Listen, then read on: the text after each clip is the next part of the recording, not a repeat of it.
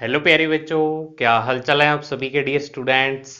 तो देखिए प्यारे बच्चों, अपने कर रहे थे फिजिक्स का चैप्टर नंबर 4 जिसका नाम है इलेक्ट्रिक कैपेसिटेंस। ठीक है, तो आज अपने इसका पार्ट नंबर 11 डिस्कस करने जा रहे हैं। तो अपने स्टार्ट किया था जो पिछली वीडियो थी उसमें टॉपिक कॉम्बिनेशन ऑफ कैपेसिटर्स। ठीक है, और उसमें अपने पढ़ा था कि दो टाइप के कॉम्बिनेशन होते हैं कैपेसिटर को कंबाइन करने के। एक तो क्या होता है सीरीज कॉम्बिनेशन और एक होता है पैरेलल कॉम्बिनेशन ऑफ कैपेसिटर्स। ठीक है, तो सीरीज कॉम्बिनेशन अपने प्रीवियस वीडियो में पढ़ चुके थे और आज अपने जो पढ़ेंगे वो इसका नेक्स्ट टाइप है पैरेलल कॉम्बिनेशन ऑफ कैपेसिटर्स। ठीक है, तो पैरेलल कॉम्बिनेशन ऑफ कैपेसिटर्स क्या होता है और इसमें कैसे कैसे अपने फॉर्मूला निकालते हैं वो सारी चीजें डिस्कस करेंगे।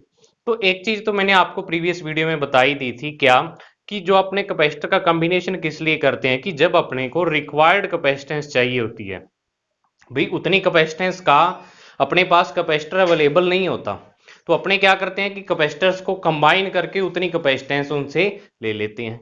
ठीक है, तो आज देखो जो अपने पैरेलल कॉम्बिनेशन है ये क्या चीज होती है वो देखते हैं। तो जैसा कि आपने, अगर किसी स्टूडेंट ने, जितने भी स्टूडेंट है आप में से जो देख रहे हैं वीडियो, उसने सीरीज कॉम्बिनेशन की वीडियो अगर देखी और वो टॉपिक आपको अच्छे तरीके से आता है, तो आज आप पैरेलल कॉम्बिनेशन वाला टॉपिक बहुत ही आसानी से समझ सकते हैं। ठीक है, तो वो टॉपिक के सारे पॉइंट आपके क्लियर होने चाहिए, फिर ये जो टॉपिक है आज अपना ये इजीली आपके समझ आ जाएगा। तो देखिए पैरेलल कॉम्बिनेशन ऑफ कैपेसिटर्स, तो जैसा कि आपने सीरीज कॉम्बिनेशन में पढ़ा था उसमें क्या था, मैं दोनों को अब पैरेलल लेके चलूंगा। सीरीज कॉम्बिनेशन में क्या पढ़ा था और आपने पैरेलल में क्या होगा। तो सीरीज में आपने पढ़ा था कि जो कैपेसिटर होते हैं उनमें हर एक कैपेसिटर पे चार्ज सेम होता है। ठीक है, चार्ज सेम होता है, लेकिन जो उनके पोटेंशियल डिफरेंस है, पोटेंशियल की वैल्यू है, वो हर एक कैपेसिटर के लिए क्या होती है, डिफरेंट डिफरेंट होती है। और किसके कारण होती है, उनकी कैपेसिटेंस के कारण। लेकिन जो क्या होगा अपना पैरेलल कॉम्बिनेशन होगा, उसका डायग्राम ये वाला है। आप इस तरीके से इसको समझ सकते हो। भाई इसमें अपने क्या करेंगे, हर एक कैपेसिटर की जो प्लेट्स होगी उसको डायरेक्ट बैटरी से अपने कनेक्ट कर देंगे। मतलब कि पहले वाला जो अपना कॉम्बिनेशन था उसमें आपने क्या किया था, उसमें आपने किया था कि जो कैपेसिटर्स लिए थे, ऐसे मान लो ये 3 कैपेसिटर आपने लिए, तो इसकी एक प्लेट को तो आपने बैटरी से कनेक्ट कर दिया और एक लास्ट वाले की एक प्लेट को, बाकी की प्लेट्स को क्या कर दिया था आपने, बीच में से ही कनेक्ट कर दिए। जैसे इसकी सेकंड प्लेट को इसकी फर्स्ट से, इसकी सेकंड को इसकी फर्स्ट से, तो ऐसे करके आपने कनेक्शन किया था। लेकिन इसमें थोड़ा सा कनेक्शन अलग होता है। इसमें अलग टाइप का कैसे होता है, एक तो डायग्राम आपके सामने है, एक कई बुक्स में इसका थोड़ा सा, यानी आप कह सकते हो कि सिंपल डायग्राम भी दिया होता है।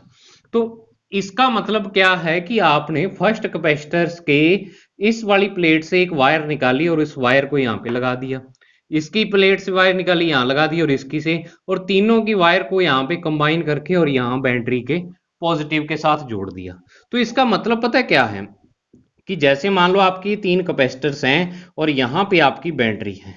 ठीक है, तो इसका मतलब ये है कि जो आपका पहला कैपेसिटर है वो भी डायरेक्टली बैटरी से कनेक्टेड है, दूसरा है उसकी ये प्लेट और तीसरे की ये प्लेट। और इसी तरीके से इस साइड यानी बैटरी के नेगेटिव टर्मिनल की अगर बात करूं, तो इसकी ये प्लेट बैटरी के नेगेटिव से है, इसकी ये वाली प्लेट और इसकी ये वाली प्लेट। ठीक है, तो ये कैपेसिटर चाहे तो आप ऐसे कंबाइन कर लो, लेकिन ये डायग्राम इतना अच्छा नहीं लगता है, तो अपने क्या करते हैं कि ये वाला डायग्राम यूज कर लेते हैं। या कई जगह आपको पता क्या क्या किया हुआ मिलेगा डायग्राम में, कि यहाँ पे देखो जैसे मान लो ये कैपेसिटर्स हैं, तो ऐसे करके ऐसे टेढ़ी टेढ़ी तारें भी लगी हुई मिलेगी। तो जैसा मर्जी डायग्राम हो, बात एक ही है कि आपने क्या किया हुआ है, 3 कैपेसिटर लिए हैं, तीनों की एक प्लेट को यहाँ पे यानी बैटरी के पॉजिटिव टर्मिनल से और एक को नेगेटिव टर्मिनल से क्या कर दिया, कनेक्ट कर दिया। तो जैसा मर्जी डायग्राम आपके पास हो, सारे ही डायग्राम किसके हैं, ये पैरेलल कॉम्बिनेशन के हैं। तो पैरेलल कॉम्बिनेशन में क्या होता है कि बैटरी के जो आपके जितने भी कैपेसिटर्स हैं उनकी एक प्लेट तो बैटरी के पॉजिटिव के साथ और एक प्लेट बैटरी के नेगेटिव टर्मिनल के साथ कनेक्टेड होती है। तो अब इससे होगा क्या, होगा ये कि जो बैटरी के अक्रॉस वोल्टेज है ना ये वाली, उतनी ही वोल्टेज इन कैपेसिटर्स के अक्रॉस हो जाएगी, मतलब कि वोल्टेज सेम रहेगी। तो वोल्टेज को वैसे अपने क्या बोलते हैं, वोल्टेज तो अपने सामान्य इसको लैंग्वेज में बोल देते हैं बोलचाल की भाषा में, लेकिन वैसे अपने इसको पोटेंशियल डिफरेंस बोलते हैं। मतलब कि हर एक कैपेसिटर का पोटेंशियल डिफरेंस सेम होगा। अब कई स्टूडेंट्स ये पूछेंगे कि सर सेम क्यों होता है, तो उनको एक बात बताना चाहूंगा कि अगर मान लो आपने यहाँ पे एक कैपेसिटर को बैटरी से कनेक्ट कर दिया और ये बैटरी मैं कह रहा हूँ 5 वोल्ट की है, तो अब इस कैपेसिटर पे पूछूं मैं भी इस कैपेसिटर के इस कैपेसिटर का पोटेंशियल डिफरेंस कितना होगा, तो बच्चों जो बैटरी की वोल्टेज है वो इसका पोटेंशियल डिफरेंस होगा, मतलब 5 वोल्ट होगा। ठीक है, तो यहां पे भी पोटेंशियल डिफरेंस क्या होगा, सेम होगा, जो बैटरी का होगा वही क्या होगा, तीनों कैपेसिटर्स का होगा। तो पोटेंशियल डिफरेंस तो क्या आ गया, सेम, मतलब कि इस कॉम्बिनेशन में V की वैल्यू क्या रहती है, सेम रहती है। V की वैल्यू क्या रहेगी, सेम रहेगी। लेकिन आपको पता है कि C1 C2 और C3 ये तो डिफरेंट डिफरेंट है तीनों के लिए, तो ये डिफरेंट है, तो आपको पता है Q चार्ज होता है वो CV के इक्वल होता है। तो अब अगर पहले कैपेसिटर पे चार्ज की बात करूं तो वो C1V, दूसरे पर बात करूं C2V और तीसरे पर बात करूं C3V होगा। मतलब कि इस कैपेसिटर के कॉम्बिनेशन में चार्ज भी डिफरेंट डिफरेंट होगा और कैपेसिटेंस तो है ही ऑलरेडी डिफरेंट, लेकिन पोटेंशियल डिफरेंस या वोल्टेज क्या होगी, सेम रहेगी। ठीक है ना, तो पोटेंशियल डिफरेंस और वोल्टेज सेम रहेगी, तो इसको अपने क्या बोल देंगे, कैपेसिटर्स का पैरेलल कॉम्बिनेशन। ठीक है, पैरेलल कॉम्बिनेशन ऑफ कैपेसिटर्स इसे बोल देंगे। तो अब इसको अगर थ्योरेटिकल फॉर्म में अपने लिखना चाहें तो सबसे पहले अपने इसकी लिखते हैं डेफिनेशन, कि इसकी डेफिनेशन क्या है। तो डेफिनेशन लिखेंगे कि the combination of capacitors, the combination of capacitors in which potential difference for each capacitor, हर एक कैपेसिटर के लिए क्या हो, is same but charge on each capacitor is different, charge on each capacitor is different, is called, यहां पे लिख देंगे is called parallel combination of capacitors, parallel combination of capacitors. ठीक है, यानी कि क्या हो, इसमें दो चीजें हैं कि जो कैपेसिटर का पोटेंशियल डिफरेंस हो, क्या पोटेंशियल डिफरेंस है वो तो क्या हो, सेम हो हर एक कैपेसिटर के लिए, और जो हर एक कैपेसिटर पे क्या है, चार्ज की वैल्यू है, वो हर एक कैपेसिटर के लिए क्या हो, डिफरेंट हो, उसको ही अपने क्या कह देते हैं, कैपेसिटर्स का पैरेलल कॉम्बिनेशन बोल देते हैं। ठीक है, ये तो होगी इसकी डेफिनेशन। अब देखो नेक्स्ट, देखो आपको डेफिनेशन मुझे उम्मीद है समझ में आ गई होगी। नेक्स्ट अपने इसमें क्या फाइंड करेंगे, इसका फॉर्मूला। ठीक है, फॉर्मूला, और फॉर्मूला किसका फाइंड करते होते हैं अपने, अगर आपने सीरीज कॉम्बिनेशन पढ़ा हो तो सीरीज कॉम्बिनेशन का आपने फॉर्मूला डिराइव किया था, किसका, टोटल कैपेसिटेंस, क्या कहा था उसको, टोटल कैपेसिटेंस बोला था इसको या तो, और या इसका मैंने दूसरा नाम क्या बताया था, equivalent capacitance, equivalent capacitance find अपने करते हैं। और ये होती क्या है, मतलब कि अब इस जो कॉम्बिनेशन आपने किया है इसमें तीनों की कैपेसिटेंस मिला के अपने को रिजल्टेंट कितनी कैपेसिटेंस मिलती है उसको ही अपने क्या बोल देते हैं, टोटल या फिर जो इक्विवेलेंट कैपेसिटेंस बोल देते हैं। तो अब ये वाली चीज अपने को इसमें क्या करनी होगी, फाइंड करनी होगी, इसका फॉर्मूला अपने को क्या करना पड़ेगा, फाइंड करना पड़ेगा। ठीक है, तो जब आपको क्या करना है, कैपेसिटेंस का फॉर्मूला फाइंड करना है, तो अपने क्या करते हैं, यहां पे फॉर्मूला डेरिवेशन लिखते हैं कि इसका डेरिवेशन ऑफ फॉर्मूला।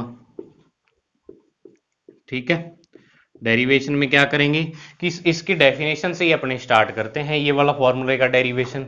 तो बहुत ही आसान तरीके से, और कुछ भी नहीं है इसमें हार्ड, बहुत ही आसान तरीके से आपका क्या हो जाएगा, ये फॉर्मूला डेराइव हो जाएगा। उससे पहले एक चीज मैं आपको और बताना चाहूं कि देखो कई स्टूडेंट्स के दिमाग में होता है चार्ज। ठीक है, भाई हर एक कैपेसिटर पर चार्ज सेम आ रहा है, इसको एक तरीके से अपने और समझ सकते हैं। वैसे तो वो तरीका आपके जो कॉम्बिनेशन ऑफ रजिस्टर है ना उसमें आएगा, रेजिस्टेंस का कॉम्बिनेशन जब करेंगे। लेकिन यहाँ पे एक चीज आप देखो कि अगर मैं यहाँ पे बैटरी से आई करंट एज्यूम कर लूं, वही आई करंट फ्लो होना स्टार्ट होता है और ये आई करंट क्या आता है यहाँ तक जाएगा। अब उसके बाद बच्चों क्या होगा, इस आई करंट के यहाँ पे तीन पार्ट हो जाएंगे, कुछ पार्ट इसमें से जाएगा, कुछ इसमें से जाएगा और कुछ इसमें से। तो मतलब यहाँ पे क्या हो रहा है, करंट डिवाइड हो जाता है इस कॉम्बिनेशन में। लेकिन जो आपने क्या किया था, सीरीज कॉम्बिनेशन किया था, उसमें तो एक ही वायर के थ्रू करंट फ्लो हो रहा था, तो जितना पीछे से आया बैटरी से उतना ही क्या हुआ, हर एक कैपेसिटर में से फ्लो हुआ। तो करंट क्या होता है आपको पता है, आई इज इक्वल टू क्या होता है, क्यू अपॉन टी, मतलब flow of charges per unit time. उसको अपने क्या बोल देते हैं, इलेक्ट्रिक करंट।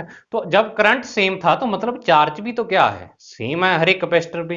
तो यहाँ चार्ज सेम आया था, लेकिन यहाँ पे करंट क्या हो रहा है, डिवाइड हो रहा है। तो करंट डिवाइड हो रहा है, मतलब करंट डिफरेंट जा रहा है हर एक कैपेसिटर में, तो उस पे क्या है, चार्ज की वैल्यू भी क्या आ जाएगी, डिफरेंट आ जाएगी। ठीक है, तो ये आप कंफ्यूजन अपने मन से निकाल देना कि सर ये चार्ज कैसे आया, तो वो मैंने आपको सारे तरीके बता दिए हैं। ठीक है, अब देखो अपने इसका फॉर्मूला स्टार्ट करते हैं। तो फॉर्मूले में सबसे पहले आपको पता है कि जो सर्किट की टोटल पोटेंशियल डिफरेंस है, टोटल पोटेंशियल डिफरेंस वो कितना है, यहाँ पे आपके पास V है, और हर एक कैपेसिटर भी कितना है, ये V आपके पास क्या है, ये आपके पास वोल्टेज की वैल्यू है। ठीक है ना, वोल्टेज की वैल्यू कितनी है, V है आपके पास। तो देखिए बच्चों, अपने वी लिख रहे थे, क्या होता है कि बाहर से कई बार कोई आ जाता है, ठीक है ना, बाहर शोर होने लग जाता है गली में। मैं दिन में वीडियो बनाता हूँ तो आपको पता है गली में बहुत शोर होता रहता है, तब मैं वीडियो रोक देता हूँ बीच में। तो आप ऐसा मत समझना कि सर ये बीच में कट सा कैसे आ गया या हो रहा है। तो अब देखो टोटल पोटेंशियल डिफरेंस वी है, यानी ईच कैपेसिटर पे भी यही है पोटेंशियल डिफरेंस। तो अब देखो अगर मैं यहाँ पे कहूँ कि charge on first capacitor, charge on first capacitor, तो चार्ज की वैल्यू फर्स्ट कैपेसिटर के लिए Q1 अगर अपने एज्यूम करते हैं तो इसको C1V लिख सकता हूं, लिख सकता हूं ना C1V, क्योंकि फर्स्ट कैपेसिटर की कैपेसिटेंस C1 और हर एक पे जो वोल्टेज है वो तो V है। ठीक है, अब बिल्कुल इसी तरीके से चार्ज ऑन सेकंड कैपेसिटर की बात करूं तो सेकंड कैपेसिटर पे चार्ज कितना हो जाएगा, ये C2V हो जाएगा Q2 की वैल्यू। और बिल्कुल इसी तरीके से अगर मैं थर्ड कैपेसिटर पे बात करूं तो थर्ड कैपेसिटर पे जो हो जाएगा Q3, ये C3V पर हो जाएगा। ठीक है, अब देखो टोटल चार्ज क्या हो जाएगा, टोटल चार्ज यानी कि जो बैटरी से फ्लो चार्ज होगा, टोटल चार्ज Q है वो Q1 plus Q2 plus Q3 इसके इक्वल आ जाएगा टोटल चार्ज जो होगा। और इसमें आप क्या करो, ये तीनों वैल्यू पुट कर दो, तो जो Q की वैल्यू हो जाएगी आपके पास वो C1V, C2V और C3V। और अगर मैं इसमें से V कॉमन ले लूं तो ये C1 plus C2 plus C3 into V आपके पास क्या हो जाएगी, ये हो जाएगी, इसको इक्वेशन नंबर फर्स्ट दे दी। ठीक है, ये आ गई आपके पास। अब अपने को पता है, now we know that, total charge of circuit कितना है, टोटल चार्ज सर्किट का यहाँ पे Q है, टोटल वोल्टेज या टोटल पोटेंशियल डिफरेंस कितना है। ठीक है, ये आ जाएगा V। तो अब देखो लेट इक्विवेलेंट कैपेसिटेंस, इक्विवेलेंट, या मैं इसको क्या बोलूंगा, टोटल कैपेसिटेंस। टोटल कैपेसिटेंस आपकी मैंने मान ली यहाँ पे Cp। Cp कैपेसिटेंस क्या है, P क्यों लिखा, क्योंकि ये पैरेलल कॉम्बिनेशन ऑफ कैपेसिटर्स है। ठीक है, अब देखो ये तो अपने हर एक कैपेसिटर के लिए फाइंड की थी, लेकिन ये वाली जो चीज है ये अपने टोटल सारे के लिए फाइंड कर रहे हैं, मतलब इन तीनों के कंबाइन के लिए। तो इन तीनों की कंबाइंड कैपेसिटेंस कितनी मान ली, Cp एज्यूम कर ली। तो अब अपने इट इंप्लाइज क्या हो जाएगा, यहाँ पे Q is equal to CPV हो जाएगा सारे सर्किट के लिए। तो इसको अपनी इक्वेशन नंबर सेकंड दे देते हैं। अब आपको पता है कि इक्वेशन फर्स्ट है जो, वो भी तो Q के इक्वल है और ये भी Q के इक्वल है, और ये Q चार्ज कौन सा है जो बैटरी से यहां फ्लो होना स्टार्ट हुआ, ये चार्ज आगे जाके 3 पार्ट में डिवाइड हो गया, तो तभी अपने Q is equal to Q1 plus Q2 plus Q3 लिखा था, क्योंकि यही चार्ज डिवाइड हुआ है आगे। ठीक है, तो CPV, तो अब अपने क्या करते हैं, from equation first and second, first और सेकंड इक्वेशन से अगर अपने लिखें इसको, तो क्या आ जाएगा आपके पास, Q की वैल्यू ये CPV है और इधर ये वाली वैल्यू आ जाएगी, तो CPV is equal to C1 plus C2 plus C3 और V आ गया।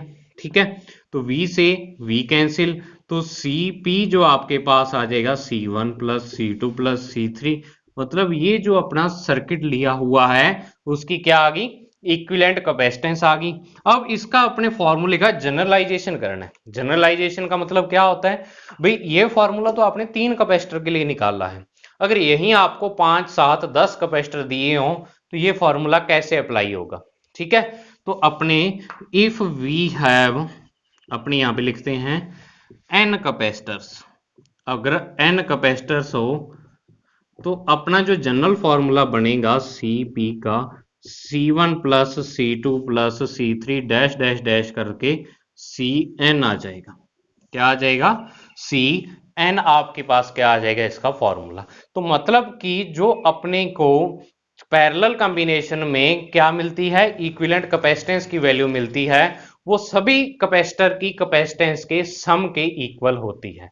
एल्जेब्रिक सम के क्या होती है, इक्वल होती है। सो अपने लिख देते हैं यहां पे, so equivalent capacitance, equivalent capacitance is equal to क्या होगी, सम ऑफ एल्जेब्रिक सम। ठीक है ना, क्योंकि आपको पता है कैपेसिटेंस कैसी वैल्यू है, एक स्केलर, तो स्केलर का एल्जेब्रिक सम होता है algebraic sum of the capacitances of different capacitors. हर एक जो डिफरेंट कैपेसिटर्स हैं उनकी कैपेसिटेंसेस के क्या होती है, ये एल्जेब्रिक सम के इक्वल होती है।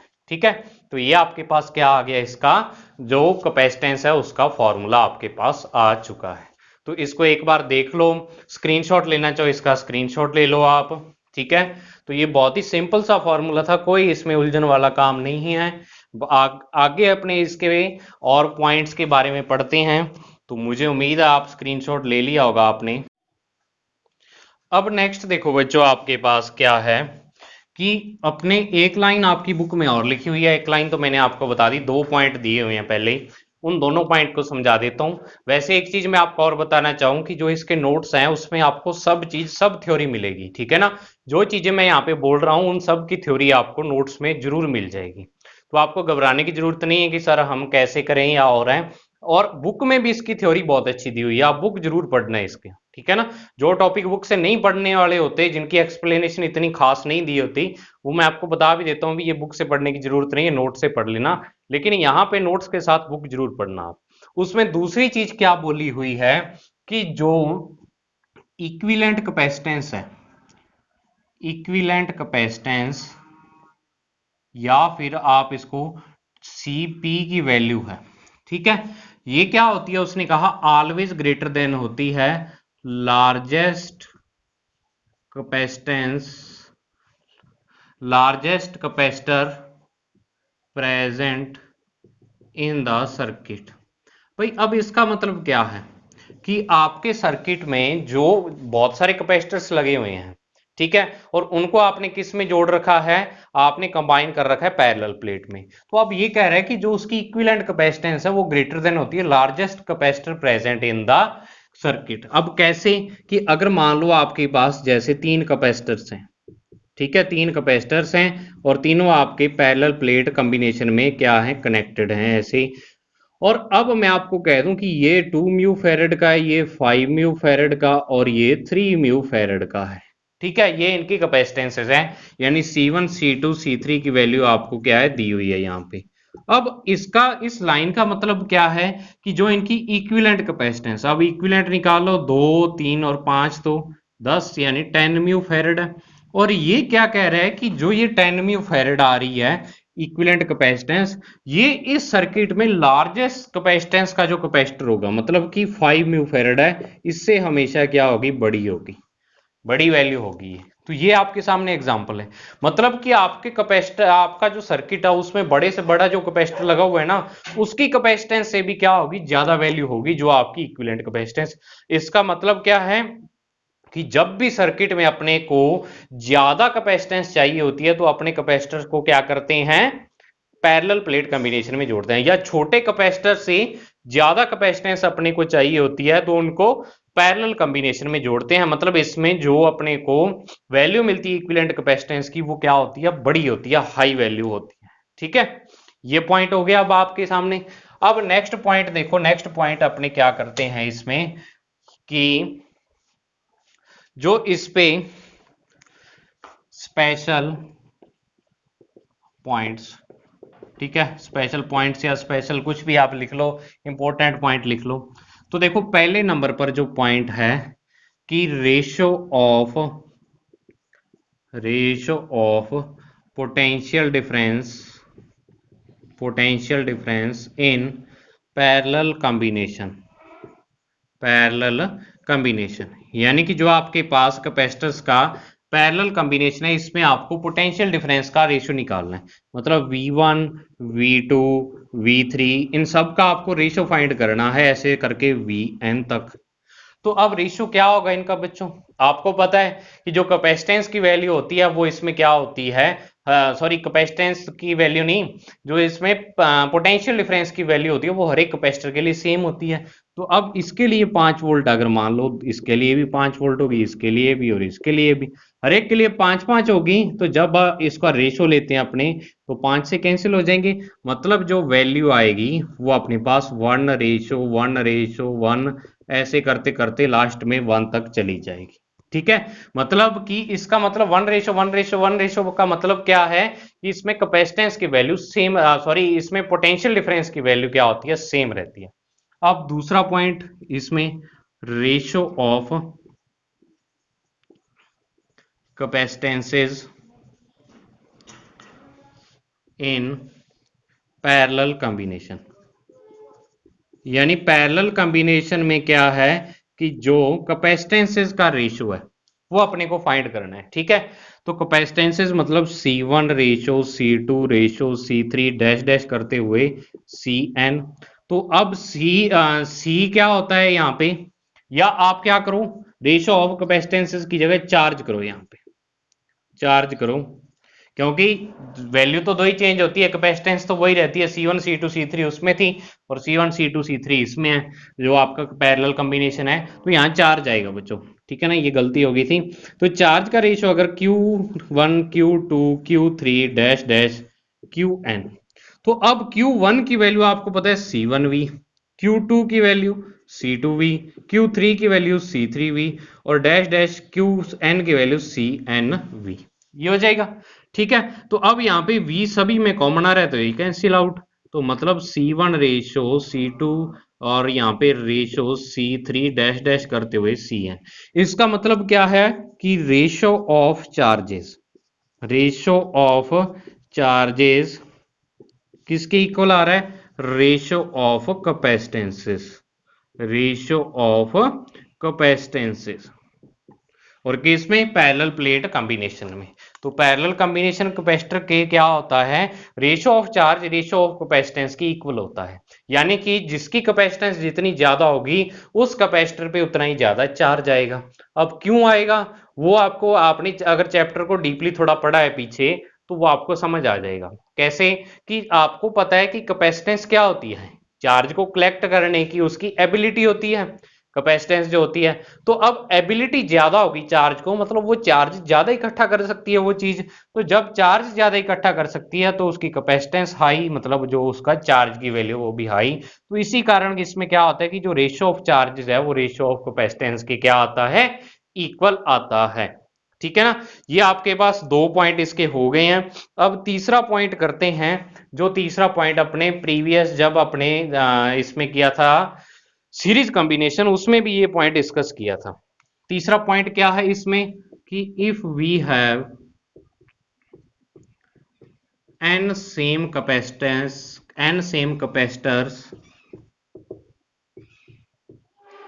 having capacitance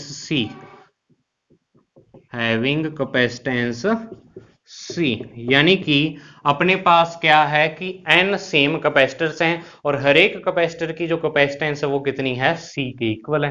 तो अब इनका जो इक्विवेलेंट निकालना होगा तो यहाँ पे C1 is equal to C2 C3 dash dash करते हुए Cn, और ये C के इक्वल ही है सारे। जब सारे C के इक्वल हैं तो आपको पता है Cp is equal to C1 plus C2 plus C3 और dash dash dash plus C होता है, Cn होता है। तो Cp की वैल्यू यहाँ पे जब सारे ही C के इक्वल हैं तो ऐसे Cc करते हुए, और C मतलब n टाइम्स आपको C लिखना पड़ेगा। तो देखो आपको पता है 1 को 5 बार जोड़े तो 5 आता है, 10 बार जोड़े तो 10 आता है, ठीक है। एक को अगर उसी तरह C को अगर अपने n टाइम्स क्या करें, ऐड कर दें तो ये आ जाएगा NC। ऐसे ही अगर मान लो आपको मैं कहूं भी 5 को आप 3 बार जोड़ो, 3 बार ऐड करो 5 को, तो क्या आ जाएगा 5 इंटू 3 हो जाएगा, यानी 3 टाइम आपने उसको ऐड किया। जब आपने क्या कर दिया, अगर मैं कहूं कि 5 को 10 बार ऐड करो तो 5 दाएं कितने हो गए 50, यानी 50 हो जाएगा। तो बिल्कुल उसी की C को जब आपने n टाइम्स क्या किया, ऐड किया, तो ये NC आ जाएगा। मतलब जो कैपेसिटेंस है आपकी वो क्या हो जाएगी, यहाँ पे n टाइम्स हो जाएगी, ठीक है, n टाइम्स हो जाएगी। लेकिन जो अपने क्या था सीरीज कॉम्बिनेशन में था वो C अपॉन n निकाला था, वहां पे क्या हो रही थी 1 अपॉन n टाइम्स, मतलब कि इसकी रेसिप्रोकल थी। मतलब यहाँ पे कैपेसिटेंस n टाइम्स इंक्रीज हो रही है, वहां पे कैपेसिटेंस n टाइम्स डिक्रीज हो रही थी। तो इसका मतलब क्या है कि अगर मान लो आपको मैंने क्या कह दिया कि अगर दो कैपेसिटर्स हैं आपके पास, एक कैपेसिटर जो आपके पास वो 5 म्यू फैरेड का है और दूसरा 10 म्यू फैरेड का है, एक 5 का और 10 का। अब अगर मैं आपको कह दूं, सॉरी दोनों ही आपको क्या करने पड़ेंगे 5 के लेने पड़ेंगे इसको समझने के लिए, क्योंकि कैपेसिटेंस सेम है। तो दोनों 5 के हैं, तो जो इसमें क्या आ जाएगी पैरेलल में कॉम्बिनेशन में वो 2 इंटू 5 यानी 10 म्यू फैरेड आ जाएगी। और अगर मैं सीरीज में कहूं तो सीरीज में क्या हो जाएगा, आपको पता है दो कैपेसिटर का सीरीज कॉम्बिनेशन में कैसे निकालते हैं, C1 C2 upon C1 plus C2। तो 5 इंटू 5 अपॉन में 5 प्लस 5, तो क्या हो जाएगा 25 अपॉन 10, मतलब 2.5 म्यू फेरेड। तो यहां तो हाफ हो रही है 5 की, और यहां पे 5 की क्या हो रही है डबल, ठीक है। तो मतलब कि parallel plate capacitor, parallel combination of capacitor में कैपेसिटेंस n टाइम्स इंक्रीज हो जाती है अगर अपने पास क्या हो, बिल्कुल सेम कैपेसिटेंस के कैपेसिटर्स हों, ठीक है। अब देखो लास्ट पॉइंट रह गया, इस पॉइंट का भी आप क्या करो स्क्रीनशॉट ले लो, फिर अपने इसका बिल्कुल लास्ट पॉइंट पढ़ते हैं। ले लिया होगा स्क्रीनशॉट आपने। अब नेक्स्ट देखो लास्ट पॉइंट इसका। अब ये क्या है जो आपको मैं यहाँ पे बोर्ड पे करवा रहा हूँ, ये आपकी एक तरह से रिवाइज करने के लिए नोट्स है, ठीक है ना। रिवाइज जब भी करो ऐसे शॉर्ट में लिख के कर लिया करो, ये तो और ज्यादा डिटेल में मैं करवा रहा हूँ आपको। जब भी आपको कोई टॉपिक रिवाइज करना होता है ना, उसको शॉर्ट में लिख लिया करो रफ कॉपी पर, ठीक है, पॉइंट बना बना के ये ऐसे होता है, ये ऐसे होता है। और आपको बताऊं ये वाले टॉपिक ऐसे हैं जो आपको लिख के याद होंगे, डायरेक्ट याद नहीं होंगे ये वाले।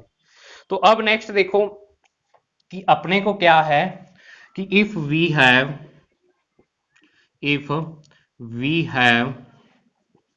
ए capacitor filled with dielectric medium, dielectric वाला पॉइंट उसमें लास्ट किया था ना, dielectric medium as shown in figure, यानी आपको मैं यहाँ पे फिगर बना रहा हूं उसमें शो कर रहा हूं उस तरीके से अगर कैपेसिटर का क्या हो डाइलेक्ट्रिक मीडियम आपने फिल कर रखे हैं, ठीक है। तो फिगर बनाते हैं इसमें कि या तो आपका कैपेसिटर ऐसे, दो फिगर बना देता हूं जैसे मर्जी आ सकती है, बात दोनों की एक ही है, ऐसे नहीं भी अलग अलग बात है। आपने यहाँ पे क्या कर रखा है, यहाँ पे कैपेसिटर आपको सीधा दिख रहा है, ये दो प्लेट्स है कैपेसिटर की, और यहाँ पे आपने इसको क्या कर दिया घुमा दिया, ऐसे रोटेट कर दिया, ठीक है। और यहाँ पे अब देखो जो डाइलेक्ट्रिक मीडियम फिल करना था, अगर आपने क्या पिछली वीडियो देखी हो जो अब आपने सीरीज का किया था, तो उसमें डाइलेक्ट्रिक मीडियम अपने ऐसे फिल किया था, ऐसे ऐसे, ये epsilon R1 epsilon R2 epsilon R3, और इसको आपने कहा था कि ये क्या है, तीन कैपेसिटर से मिलकर बना हुआ मान सकते हैं इसको, एक ही कैपेसिटर को। अगर तीन डाइलेक्ट्रिक मीडियम है तो तीनों डाइलेक्ट्रिक मीडियम अलग अलग कैपेसिटर की तरह बिहेव करेंगे, और अगर उनको ऐसे प्लेस किया हुआ है तो वो सीरीज कॉम्बिनेशन की तरह बिहेव करेंगे। तो अब पैरेलल में देखो डाइलेक्ट्रिक मीडियम पता कैसे भरा हुआ होगा, पैरेलल में जो डाइलेक्ट्रिक मीडियम वो ऐसे भरा होगा, ठीक है। ये एप्सिलॉन R1 है, ये एप्सिलॉन R2 है, और ये एप्सिलॉन R3 है। मीडियम को शो करने के लिए ऐसे करके यहाँ पे बना देता हूँ मैं, ठीक है। यानी ये क्या है, डाइलेक्ट्रिक मीडियम आपने फिल किया हुआ है कैपेसिटर के प्लेट के बिटवीन।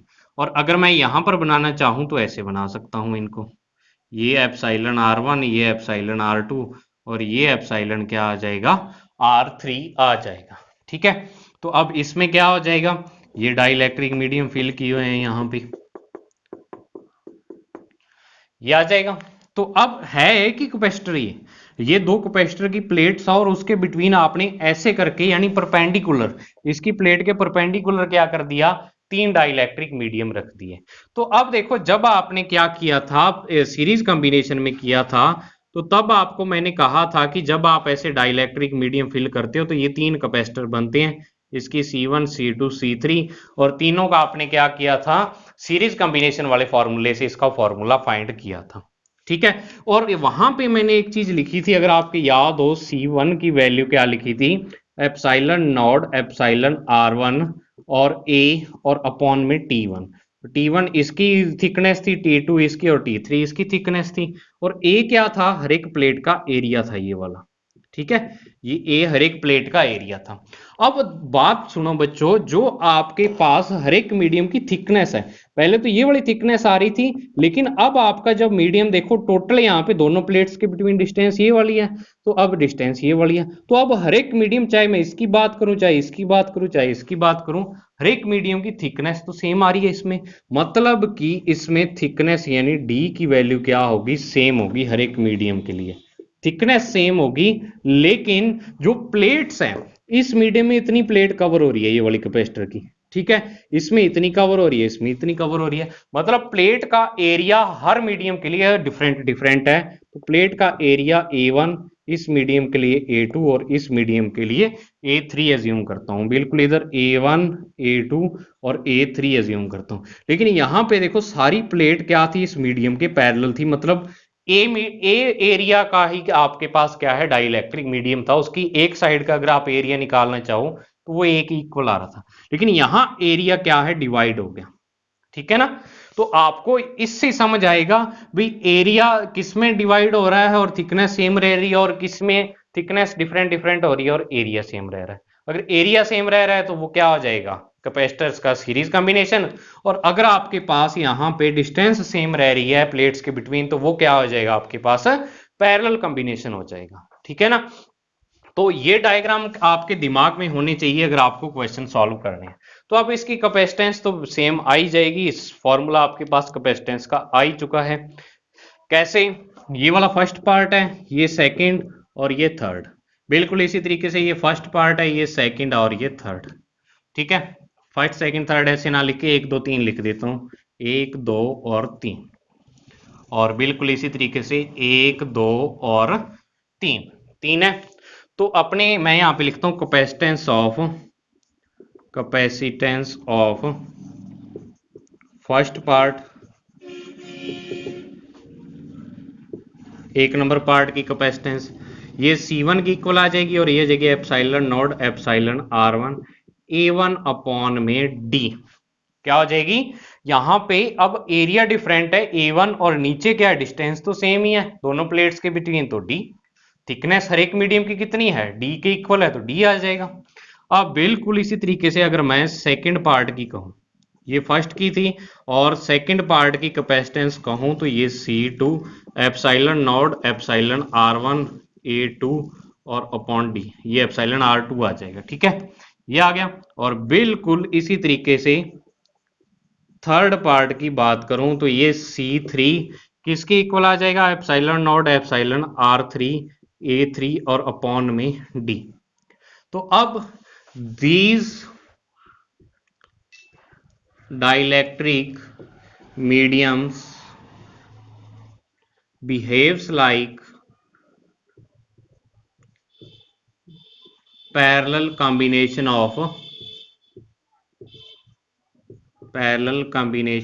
Of capacitors. ठीक है, इंक खत्म हो गई मुझे लगता है, इसमें दूसरा मार्कर ले लेते हैं। तो अब देखो इसको अपने क्या एज्यूम कर सकते हैं, parallel combination of capacitors. So equivalent capacitance Cp जो आएगी वो C1 plus C2 plus C3 की इक्वल आ जाएगी। तो Cp epsilon not epsilon R1 A1 upon D plus epsilon not epsilon R2 A2 upon D और बिल्कुल epsilon not epsilon R3 A3 upon D। तो Cp जो आ जाएगा वो एप्सिलॉन नॉट अपॉन D हर एक में कॉमन आ रहा है, ठीक है, और epsilon R1 A1 epsilon R2 A2 और प्लस में एप्सिलॉन R3 A3। ये क्या आ जाएगा आपके पास, कैपेसिटेंस का फॉर्मूला आ जाएगा। ठीक है, तो इस तरीके से कैपेसिटेंस आपने फाइंड करनी है। अब आपको एक चीज मैं बता दूं बच्चों, अगर आप इसके क्वेश्चन करना चाहते हो, क्वेश्चन वैसे मैं नेक्स्ट वीडियो क्वेश्चन पर ही बना रहा हूं जो आपकी बुक में क्वेश्चन दिए हुए हैं, ठीक है ना, जो आपकी बुक के अनसॉल्व्ड क्वेश्चन है, चाहे वो वेरी शॉर्ट आंसर टाइप है, चाहे शॉर्ट है और चाहे न्यूमेरिकल है, जिस प्रकार के क्वेश्चन है सारे आपको मैं करवाऊंगा। तो अब आपको अगर क्वेश्चन करने हैं तो तब भी फायदा है क्वेश्चन करने का अगर आपके ये टॉपिक बिल्कुल तैयार है, हर एक पॉइंट कहीं से भी मैं उठा लूं वो आपका तैयार होना चाहिए, तब आपके क्वेश्चन समझ आ जाएंगे, नहीं तो नहीं आएंगे। क्वेश्चन करवाने को तो करने को तो इसके बहुत सारे क्वेश्चन मिलते हैं, बुक्स भरी पड़ी है इन क्वेश्चन की, इससे मेरे पास भी आप ऐसे मान लो भी 1000-1500 क्वेश्चन इसका आराम से होगा अलग अलग बुक में, ठीक है। लेकिन आपको क्या है, एक बार अपने बोर्ड के हिसाब से चल रहे हैं, जब कंपटीशन के हिसाब से आगे कभी तैयारी की तो तब अपने इसके खूब सारे क्वेश्चंस करेंगे। तो क्वेश्चन के लिए मैं आपको एक चीज बता दूं, इस टॉपिक को 2-3 बार कॉपी में लिख के देखो, ठीक है ना, आपके अच्छे तरीके से याद हो जाए, यानी कोई भी पॉइंट मैं अगर उठा लूं तो वो आपको पता होना चाहिए भी ऐसा क्यों हुआ ये वाला, तो तभी आपका क्या है ये वाला सही हो पाएगा, क्वेश्चन इसके सॉल्व कर पाओगे। और इसका स्क्रीनशॉट ले सकते हो आप, बाकी आपको इसके नोट्स जल्द से जल्द प्रोवाइड करवाऊंगा, अभी तैयार करने वाले पड़े हैं क्योंकि मेरे एग्जाम चल रहे थे, आपको मैंने बताया था, आज फ्री था तो वीडियो बनाई। तो नेक्स्ट वीडियो अपने इसके क्वेश्चन करेंगे और आप उससे पहले तैयार रहना, क्वेश्चन के लिए आपके हर एक टॉपिक तैयार होना चाहिए। तो इसी तरह से अपनी तैयारी जारी रखें और नवदीप सर के चैनल को शेयर और सब्सक्राइब करें। अगर आपको अच्छा लगता है पढ़ना मुझसे, हर एक चीज मैं डिटेल में करवाने की ट्राई करता हूं कि आपके समझ आ जाए, कोई डाउट ना रहे आपके मन में, ठीक है ना। हर एक तभी मुझे आपको लगता होगा कि सर एक एक चीज को इतनी इतनी एक्सप्लेन करते हैं, वो एक्सप्लेन ऐसे करता हूं कि किसी भी बच्चे के मन में, हर एक बच्चे की सोच अलग अलग होती है, अलग अलग डाउट आते हैं उसके मन में, तो हर एक बच्चे का डाउट क्लियर हो जाए, मेरा ये टारगेट रहता है, आपके मन में कोई डाउट ना रहे, ठीक है। तो मिलते हैं अपने बच्चों नेक्स्ट क्लास में, तब तक के लिए thank you, have a nice day, और अपनी तैयारी अच्छे तरीके से करते रहें आप।